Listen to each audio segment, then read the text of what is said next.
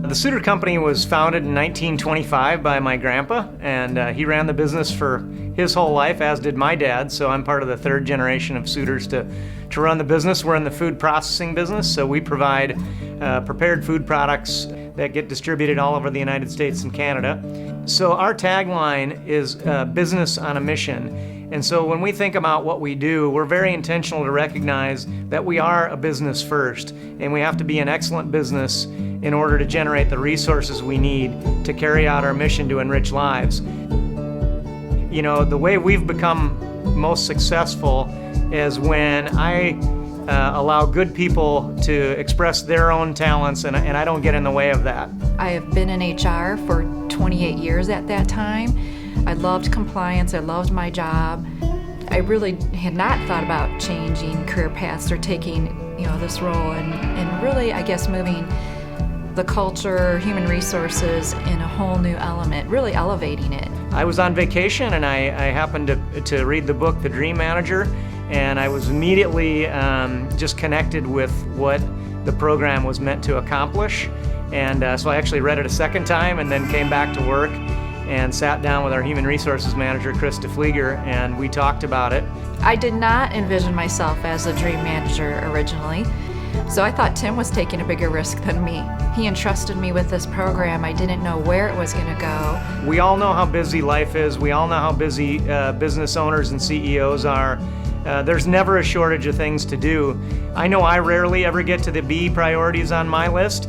So by making it someone's focus, someone's job, and someone's A priority, you know that it'll get the care and the focus and the attention that it deserves. When I first meet people and they ask me about a dream manager, I kind of get that so I like to say that I'm a life coach to all the employees of the Suter Company. So oftentimes dreamers will tell me that they don't feel they deserve or have the right to dream. And so when they see a glimmer of hope, or they can talk to me or their coworkers and know that someone cares about them, it's all the difference in the world. Our ministry, I've seen it happen over and over again. Our opportunity to minister to more people is multiplied every time that somebody's given the freedom to explore that and to chase that on their own.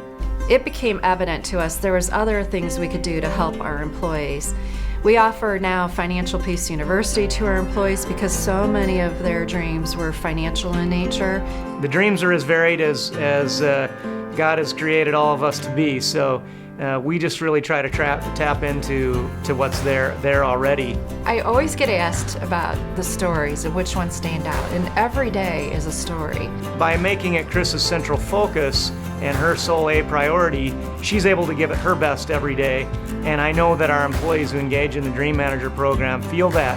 I have the time and the opportunity to spend with folks to help them live, whether it's the smallest dream or their craziest wild dream, something they never thought possible. And that's what I get to do now.